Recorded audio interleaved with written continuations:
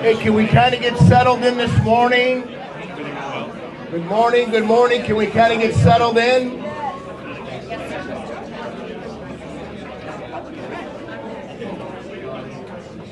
Tony, we need a larger voice, maybe.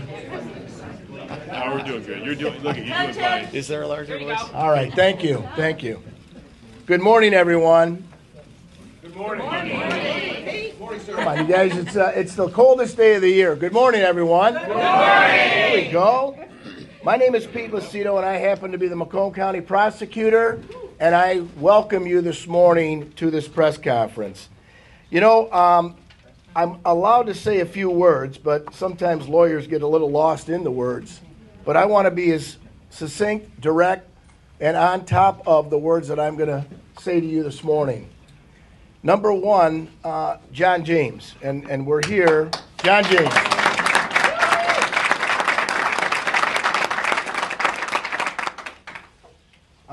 Going back in the time machine with John, I found him to be what's called, and this is the truth, he's got a heart, he's a servant leader. Now, if you don't know what that means, it means this. He stepped up and enlisted and went to the war. He also went to Washington to serve in Congress, and now he's stepping up again to come home and serve our state. John James.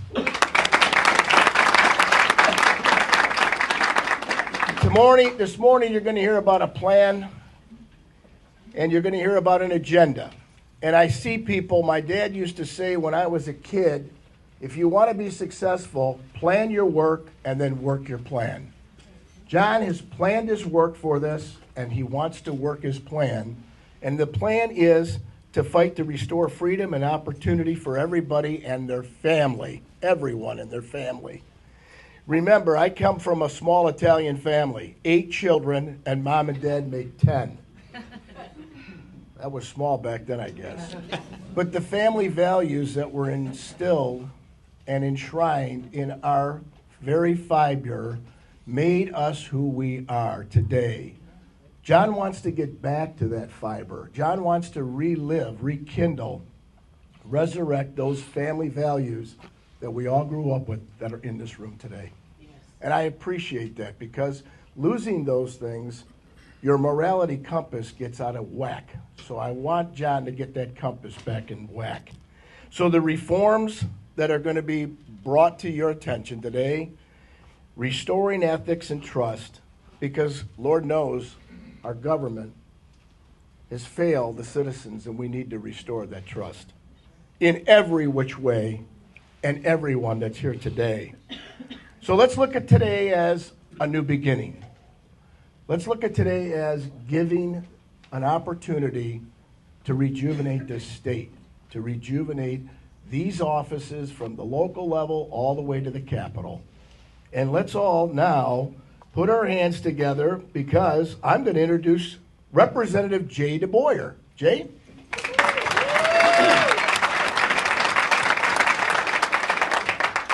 Thank you, Pete. Thank you, John, for having me here today to speak. It's interesting. I think in Lansing, as some of you may or may not know, I happen to be the chair of the House Oversight Committee. We're doing some really good work. We're holding people accountable.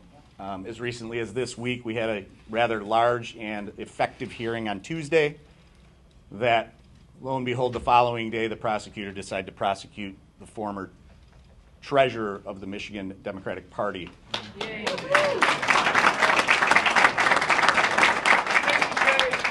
Who has been embezzling from an elderly lady that she was a conservator for. The most disturbing piece of this, though, from the perspective of what John James' premise of what he wants to do when he goes to Lansing is that here's the most disturbing piece. The evidence was in the Attorney General's office 3.5 years ago. And the Attorney General dismissed the case, closed the case, said there was nothing to see here. So when I was looking at John James' platform about how and what in Lansing, you know, the House Republicans feel like we have our back against the wall in Lansing. We're the only chamber, right up to the Supreme Court in Michigan, that is held by Republicans. And it's a constant fight pushing back against the crazy, unethical aspects in Lansing. One of the first things we did is we took on the Secretary of State's office. We issued subpoenas. They're still defying those subpoenas. You have to ask yourself why. Why do they not want us to see the things that we need to see to make good legislative purpose?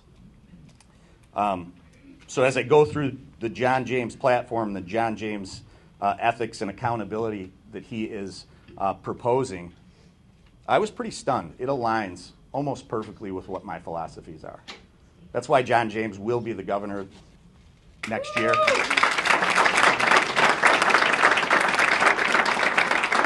And I know that having him in Lansing is going to allow us to push forth those agendas that are going to start to hold government employees, government spending accountable. I was also a county clerk for a dozen years, so I do have really good knowledge. By the way, thank you, Anthony Forlini, of the things that are going on with the elections. Anthony Forlini has put forth some pretty interesting information recently. And I'm going to share with you right now, yesterday, the potential nominee for the Democrats came out and said some things that were, in my opinion, rather derogatory. They were excuses where Tony has solutions, right? Here's the interesting thing. Nothing to see here. I now have corroboration from another county. I'm going to leave their name out now because of the response of the Secretary of State's office of the same issue. Non-citizens registered to vote, corroborated through jury pool stuff. That's a very concerning thing. And so, I look back at what John James is presenting, and I say the only way we're going to clean up Michigan is if we can get a Republican for governor in Lansing. And the best option for that is John James. Lots of things have gone on in Lansing. Lots of things have gone in Michigan. Whistleblower protection is a thing that is near and dear to me. It's funny that I went onto John's website and I was reading and I went, my goodness, this is exactly what I'm trying to fight for. We need better teeth to allow whistleblowers in government to come forward.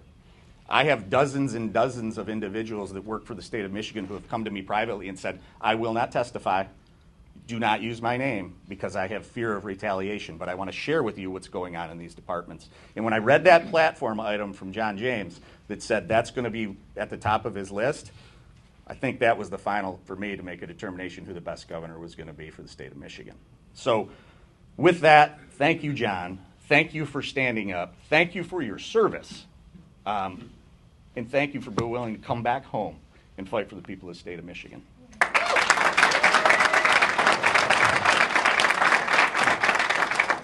So what I'm going to do now is I'm going to hand over to the next guy that's fighting for accountability, the next guy that's fighting for transparency, and the next guy that's trying to secure your ability to vote and have confidence in the results of those elections.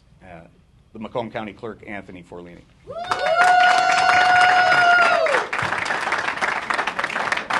What Jay didn't tell you, he was my mentor when I was running to be clerk. He's one of the finest clerks in the state of Michigan, and I appreciate all his wisdom that he gave me when I ran. Now, 3 weeks ago, I reached out to the Secretary of State's office because I came across some issues that were going on that I didn't think were proper.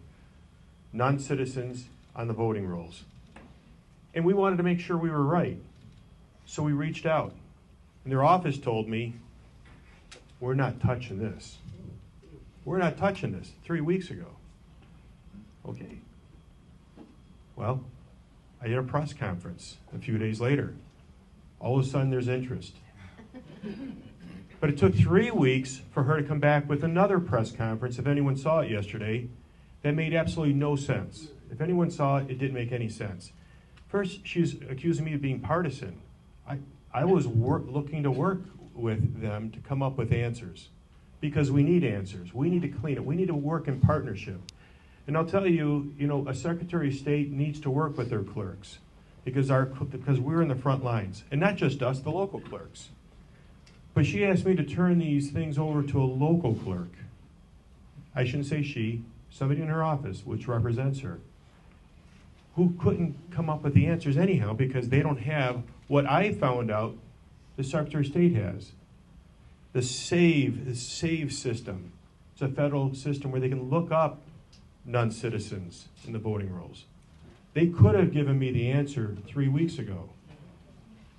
But even so, what was interesting, she says I'm being reckless. Well, reckless, according to her own press release that she did yesterday. Now, keep in mind, she only talked about 14 people. There's 239 people that we had that went through the jury room system, came in and got dismissed because they were non-citizens. Okay. Are they? Are they not? Some may have perjured themselves. I talked to the chief judge about this yesterday. He says if they did, they perjured themselves. So that's something else we're going to look at.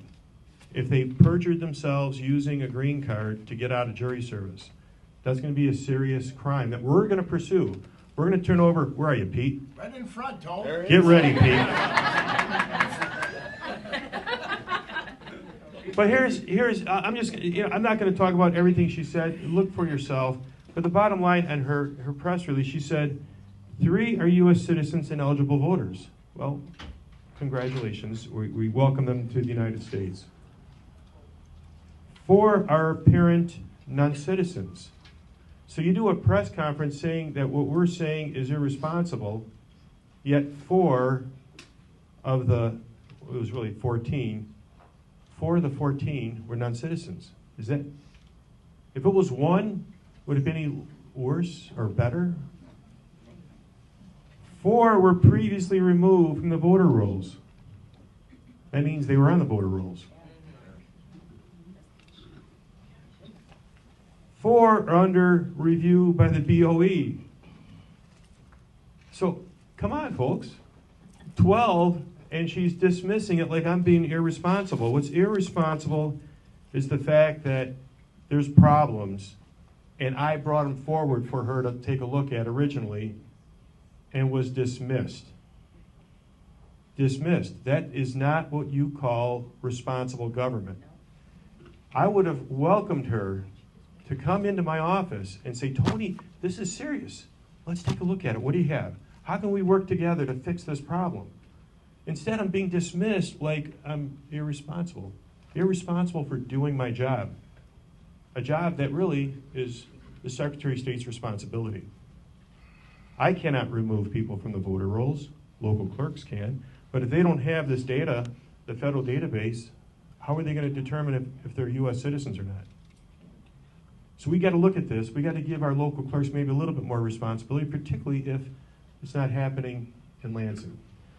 So I say this, and what's also interesting is the fact that she doesn't want to participate with the DOJ, and she's saying that I turn things over to the Trump administration. I'm not sure what that means, because if federal law enforcement comes into my office, I'm going to participate. I'm going to help because we got a problem. Isn't that what we do? Yes. So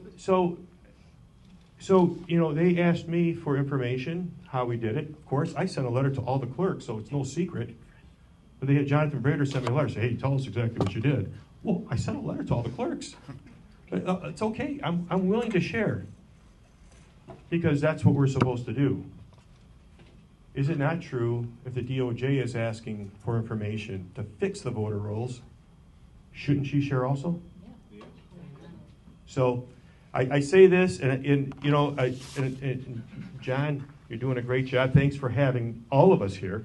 Okay? Thank you for everything you do.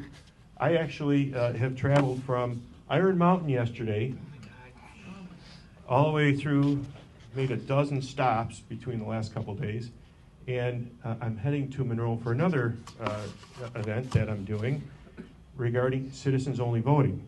Do you think that's important now? Yes. And let me say this, and let me tell you, if I was talking to, I would hope, a group of Democrats, they would be clapping just as much, because we want Americans only voting, nothing more. Thanks.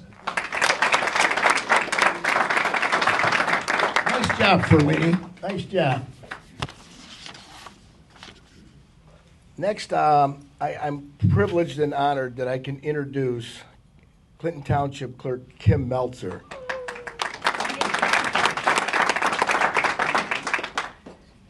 Kim does not just a wonderful job, but she's handling the elections in Clinton Township as she's handled herself in the state capitol when she was a state representative, professionally and with integrity and honesty.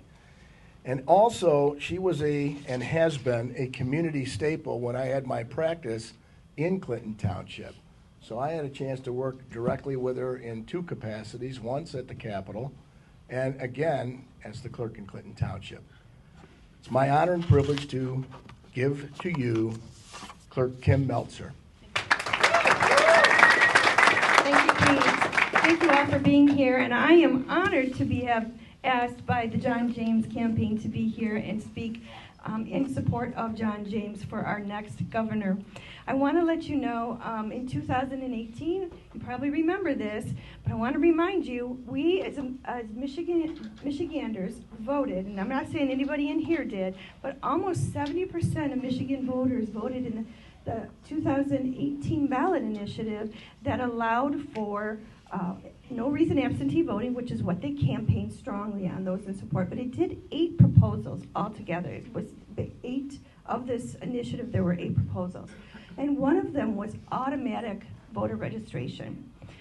And so the public has spoken. They want this, right? And with that, we would have an expectation that in the last 6 years, that since 2018, 8 years, that the Secretary of State's office would have at least developed a process to make sure that they've answered what the voters have asked for, and that is automatic voter registration for every citizen, not for non-citizens. And yet non-citizens are being able to be registered to vote. That's a violation of the ballot initiative that the voters approved by almost 70%. So the Secretary of State's office needs to work on that. They've had 8 years to build that business process. And the reason I strongly support John James is he was in the private sector. He's a master, an expert in supply chain management. He knows how to build business processes that I think will address this very issue. And this is why I wanted to come here and speak in support of him for our 50th governor of the state of Michigan. And I'm just going to read this in closing because I wrote it. But I wanted just to say that freehand. And as the clerk of the largest township in the state of Michigan, I support John James as candidate for the 50th governor of our great state of Michigan. Voters in Michigan desperately want a leader that has the know-how to execute honest and fair and accurate elections. John James will not stand for the illegal system presently allowed for by this administration that registers non-citizens to vote in elections. Michigan voters approved automatic voter registration for citizens, not for non-citizens. John James is an expert in supply chain management and has a proven record of building successful business processes. He will take that knowledge and create a system that prohibits non-citizens from voting in Michigan elections. Please vote for fair, accountable, and accurate elections. Vote John James for governor.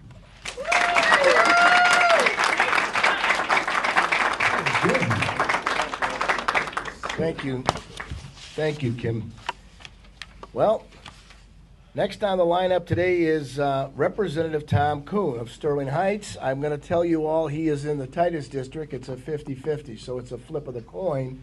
But also, he's won those elections for the past 2 times.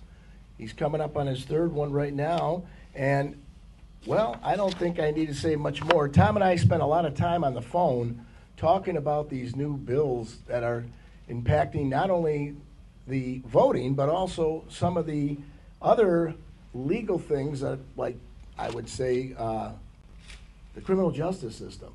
He always has a thing or two to say, and I said, Tom, it's still the criminal justice system. It's supposed to be just. So we have good dialogue, and I appreciate the time he spends in the legislature and all of the time he spends knowing the bills before he goes to the House to vote. Tom Kuhn, come on up.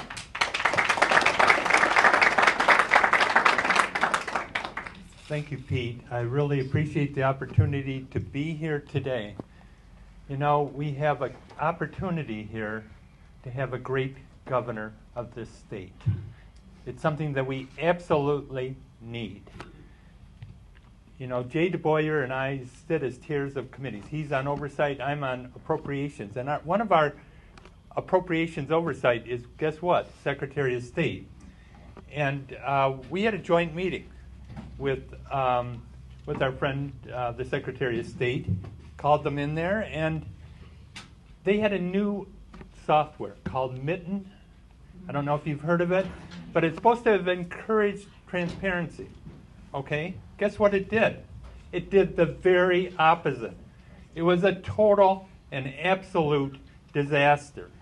And we were able to lay this out, and in fact, even in our last budget, even the Democratic Senate and the Democratic governor agreed with us. The Secretary of State should not have any responsibility for IT because she doesn't know how to run it. And, you know, she's running a campaign saying she's for transparency. She is not. We try all the time as a part of appropriations to get information from all these bureaucrats. We are blocked all the time. So know what we need? We need a governor like John James who believes and will execute transparency in our government so that we actually have a way to hold our government accountable and make sure it's doing the job it needs to do. Needless to say, I'm 100% supporter of John James for governor, and you know, we all need to be out there because this is the most important election that we will see for our state. For our state and for our future and for our kids and our grandkids' future, we need to elect John James as governor. Thank you. Thank you, Representative Kuhn. Well, the moment I guess we pretty much been all waiting for, but before he comes up and speaks, I just want to add a couple things. After serving in the legislature, I came back and ran for Macomb County prosecutor because I wanted to restore the trust in the not only just the prosecutor's office, but the system itself. Too many times we realize that if we don't even believe in a system that's fair, honest, just, and has integrity, then why are we a part of it? Think of that. Why are we a part of it?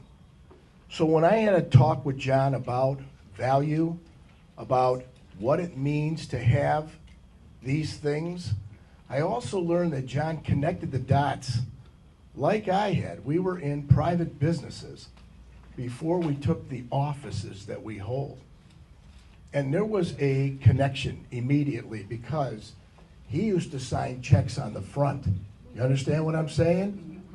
Most of the politicians that I've met all my life always signed them just on the back. So I want you to realize John has a real affinity of taking care of not only the employees that work in his employ, but also looking out for those families. And the individuals that serve today have to have the basic, essential ingredients of trust, honesty, integrity. We have lost sight of our freedom because of corruption being in the way. Somebody needs to clean it up once and for all.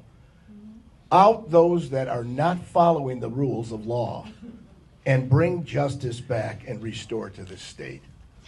I support, endorse, and I'm behind 110% John James because of who he is and what he stands for. Now get on up here, Congressman John James, who serves me in my district, and tell him what you mean.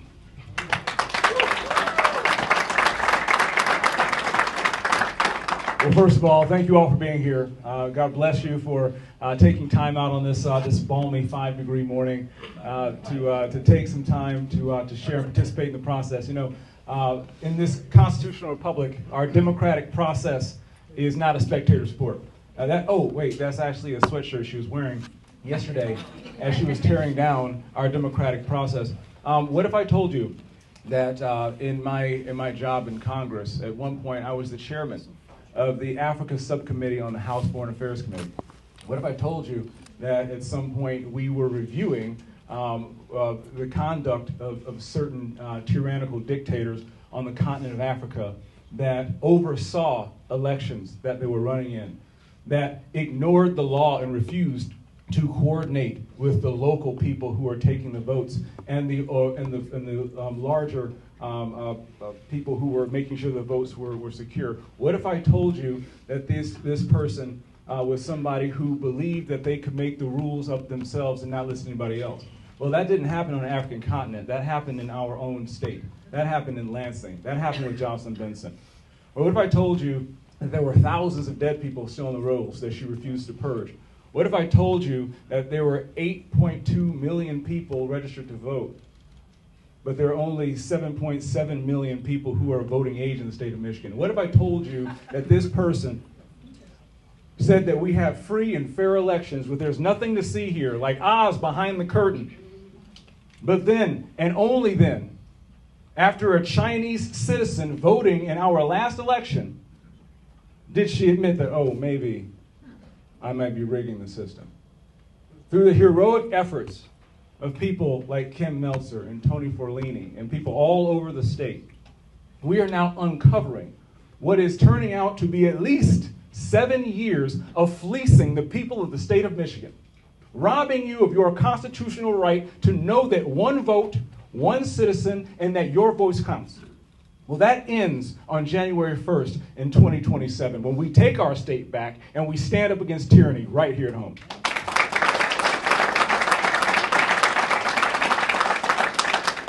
You know, we often talk about in our 250th year, we often talk about what got us here. We understand that what America is. We understand that this is a place where people breathe free. But few of us ever ask why America is. And that's the core of why we're so special. Because our founding fathers recognized that because our morals and the truth come from the Creator, our rights come from the same place. Our rights don't come from the government, and they're certainly not doled out by the 3 people in Lansing who've been taken away for 7 years. We recognize why America is, why it's special, because we recognize our dark history and human nature and what can happen. We know over the past 250 years what we have fought to protect. And President Reagan said it doesn't pass along in the bloodstream. And so rarely do we see so clearly that this is the generation that will stand up against tyranny. This is the opportunity that we have here today, specifically as Republicans. Our party was born. It was born in Jackson, Michigan. It wasn't born in Ripon, Wisconsin. It was born in Michigan. It was born in Michigan. The Republican Party was founded in Michigan to fight tyranny because we believe that a house divided against itself couldn't stand and all men were created equal. Republicans were bold. Conservatives were courageous. And we were willing to march into foreign territory to free men from physical bondage. Now we have the opportunity today, right now, in these seats around our communities and in this state to stand up to free men and women from mental bondage, from emotional bondage, to stand up against tyranny and say, we are going to take our state back. That is the opportunity that we have. Yes, I served in the United States Army. Yes, I served in Baghdad. But I did not put my life on the line and fight for others to come back here and see enemies domestic take my children's future away. That's right. Amen. My father moved to Michigan from the Jim Crow South, not only for a better job, but for a better life. And now it seems that our children and grandchildren might have to leave to find better opportunity. We're going to focus on the fundamentals. We're going to focus on the basics. We're going to focus on academic excellence, economic mobility, public safety, government accountability, and healthy families. All this week I've been going around the state talking and listening, taking my message directly to people and hearing what they have to say. And that is why we're leading with our integrity part of our freedom agenda. That is why we're leading with ethics and transparency. Because nobody trusts our state government. We have to restore government accountability to earn your trust back. That's how this works. The government works for you, not the other way around. We're going to be bringing transparency back, and I'm going to be leading by example. I'm going to lead by example. It is important to me that I not only tell the truth and do the right thing, but I give you the perception that I'm doing everything to avoid impropriety, which is why, as a part of my platform, as part of my plan, the number one thing is I'm going to be opening up my own personal financials just the way I do as a congressman, because you need to know that the decisions I make on your behalf are for you and your best interest, not for me and mine. That is the example that our leaders must set. And I'm calling on all of my executives, I'm calling on all the legislature and all the judiciary branch to give you that trust and to give you that support back. There's a number of things that we have to do, and it all gets started here. But this is a full room, a packed house of people who believe that they deserve change and are willing to stand up and take it back. And Proverbs said, the sluggard puts his hand to the bowl and is too lazy to even bring it back up to his mouth.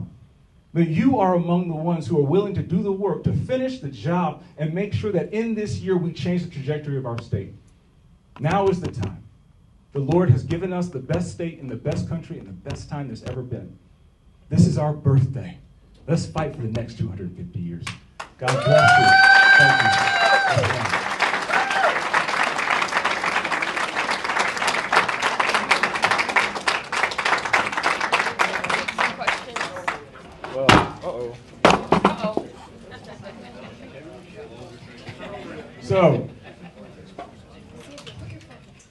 So there's only one thing. Well, there's a lot of things, but I say often that this isn't about me. The Lord has chosen us for a time such as this, and I have to tell you that I'm only here by the grace of God, a wife who still hasn't changed the locks on me yet, children who still believe in their daddy, and friends like you who've been with me every step of the way, especially when it's hard. I understand what it means to have your six, but I need you to know how special you are for having mine. Thank you for giving me the benefit of the doubt. Thank you for loving me. Thank you for giving me support. Today here, there's somebody who, through multiple physical, mental, emotional, family, weather, rain or shine, sand or sleet, dry or wet, anything, she committed to her district and to her state and made a sacrifice to the Lord of her time and her life to sacrifice for each and every single one of you, to give everything that she had, every moment that she has, to make the district and the state a better place. And so while I am grateful for all of your effort and all of your support and all of the writer's cramps and all of the carpal tunnel from dialing on those cell phones and from all of the sore knuckles from knocking on those doors and all of the worn out soles of shoes from walking in the neighborhood, Sandra, I want to say thank you. Come up here.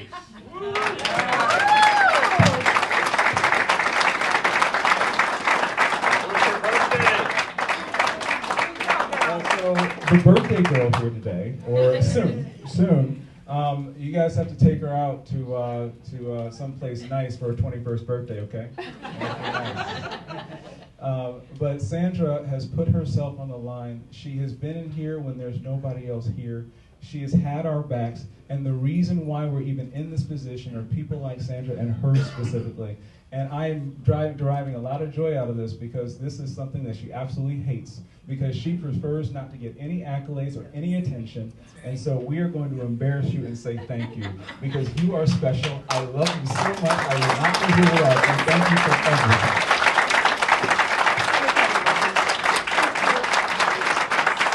You are truly a guardian of freedom. So, say something.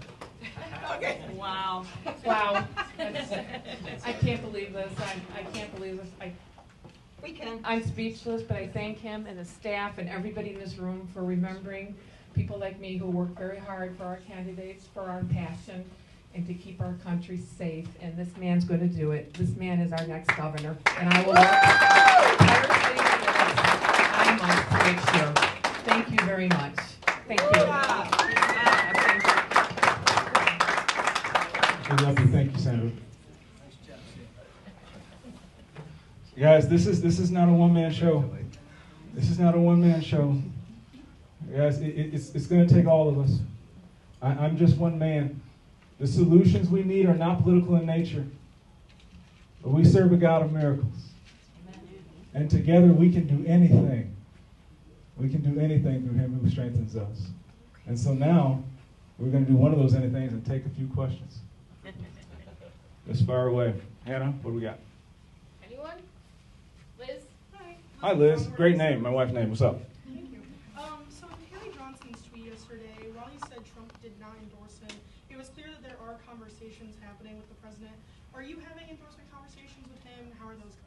Yeah, I've supported the president since the very beginning, and the only one who's done so. As early as 2017 when I was attacked for it, and in 2023 when I was among the very first in the summer to endorse the president for his presidential campaign, when others who were running for governor either stayed silent, endorsed against him, or frankly spent $30 million in a primary running against the president. I'm doing everything that I can, going around the state, earning the trust and support of the people of the state of Michigan, getting my message out and listening, and I'm going to continue to earn the president's endorsement. And I'll tell you what, the president's been kind of busy. He's been kind of busy, you know. I mean, let's think about it, and let's assume Pete was talking about servant leadership. The world doesn't revolve around me, but my world does revolve around you. And so while they're talking about me, I'm going to be talking about you and how to make your life better. See, this is the thing, yeah. This is the thing about why President Trump right now, what he's focused on. He's focused on bringing peace around the world. He's focused on securing our border. And as a result of his great work, President Trump has reduced crime in the country by 20%. That's the lowest point since 1900. Right? President Trump is bringing jobs back to the United States of America, and now we need a governor in the state of Michigan that will help bring those jobs back to Michigan. So, yes, we're doing everything that we can to earn the trust and support of people in the state of Michigan, and we welcome the president's endorsement when he gets good and ready. Yeah, Kim, what's up? Yeah, we all know that Michigan is what, 48th, 43rd in education. Half the kids can't read past the 5th grade by the time they're in the 10th grade. We all know math. They use their computers, their tablets. They can't multiply. Congressman, what are you going to do for our children, my grandchildren, when we elect you as the next governor? Well, first of all, I don't believe you have grandchildren, Ken.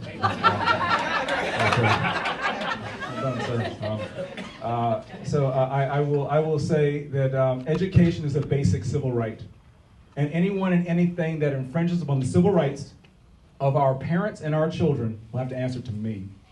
But the number one thing is focusing on the basics. Literacy, numeracy, and truancy. The classroom is no place for activism, it's a place for academics. Reading, writing, and arithmetic. We're talking about ABCs, not SEL. We're talking about doing the right thing by our children.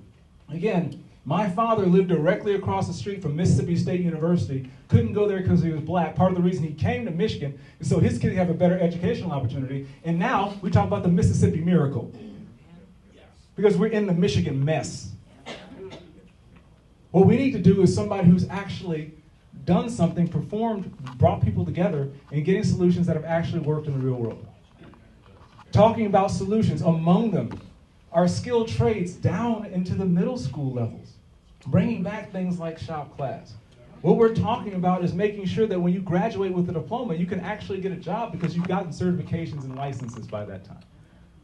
What we're talking about is making sure that we are training our teachers and introducing competition, transparency, and accountability, and accountability, and accountability. So that a teacher, because she's performing, or because he is performing, has the ability to make $100,000 teaching a first grade class because everybody is doing what they should be and exceeding the standard. There's no reason that our teachers should not be able to live close where they're teaching.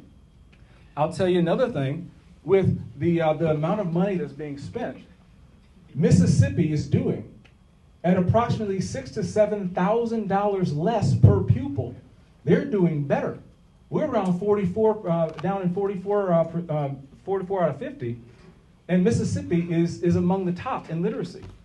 All we have to do is do what works and hold people accountable. And accountability doesn't have a negative connotation. Accountability, you do something because you love someone. You let them know right and wrong, and you give them the training, you allow them to be able to succeed. That's what we're going to do. We're going to allow our teachers to succeed. We're going to allow our students to succeed because we owe them that. One more. Yes, ma'am. Hi, Samantha with Murray. Nice to see you. Good to see you again. So you talked about financial disclosure. Now, already because of Proposal 1 of 2022, it does require financial disclosure among top statewide executives. What do you think was lacking in that constitutional amendment from a couple years ago? What I think is lacking right now is I think that the standard that we have is the minimum standards not being met. The standard that applies to me is wide-ranging, and it not only applies to me, but it applies to things and accounts that are adjacent to me, like my family, like my associates, and anything that would that could potentially lead to a perception of impropriety. The details are on the website, and the details we can follow with you on. But what I saw from what we are doing and the standards that we're holding ourselves to in Congress is a much higher standard than what we are holding our politicians to in Michigan. And we need to hold politicians in Michigan to a much higher standard. So we're going to raise the standard, and we are going to set the standard. All right. Well, everyone, thank you so much for your time. God bless you, and be safe out there.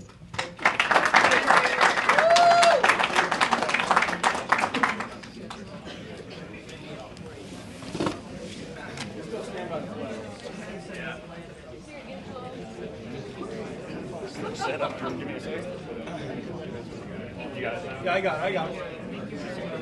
Yep. Just Angela, come here and take this photo as well. I'm so shocked. Okay. Thank you, sir.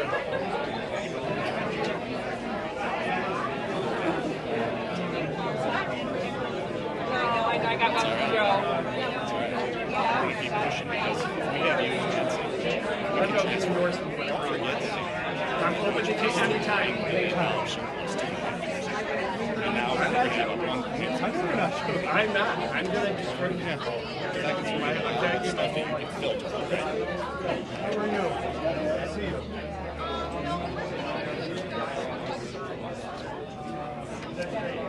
So let's.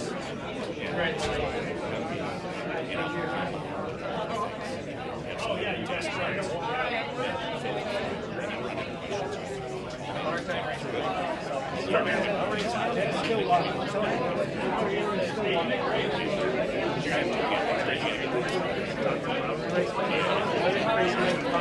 Tell me the number.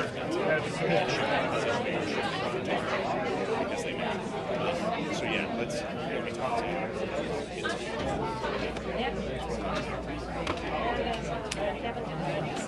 Hey, how's it going? How's it going?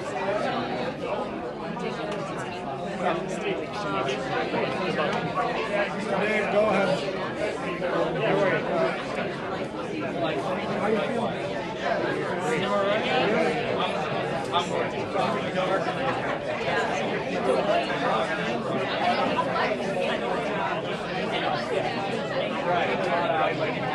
You want to get in the picture? I've got 5 or 6 with you. Oh, okay. I'm over there. Oh, no, I think it's his man his wife.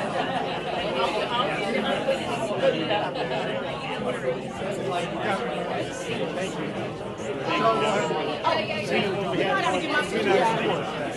Oh, I like that picture.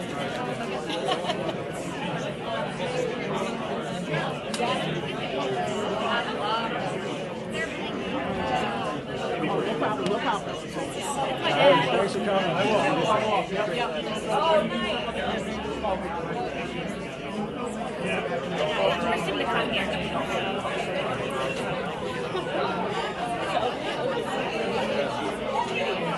Hold on.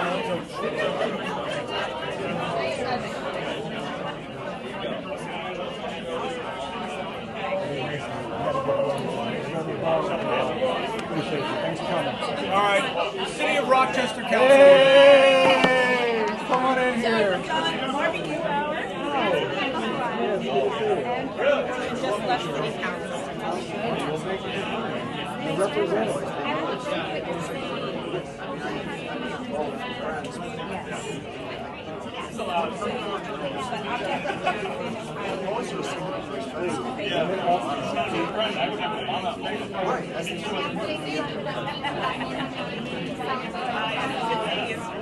That sounds good. So I don't know how that sounds great. I know. Teresa wants to. Yes, take our picture. We're better. Can you tell? I've only said like 5 or 6 bad things. Why don't you type? You just say.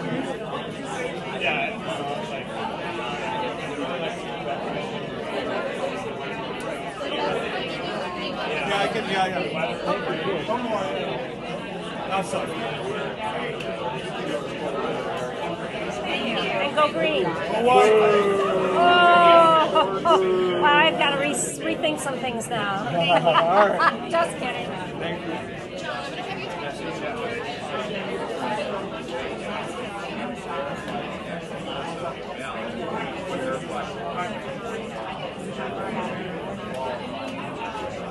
What do you mean they don't know other people are?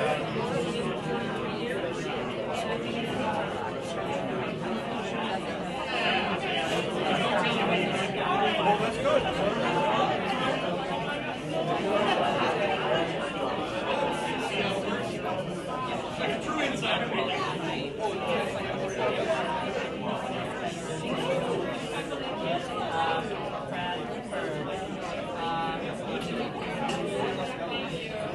All right, so we'll have to do. You know what we'll do?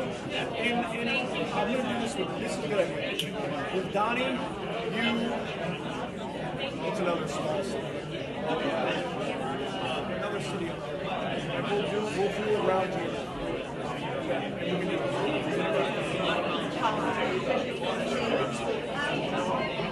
You deserve it. That's why. I know.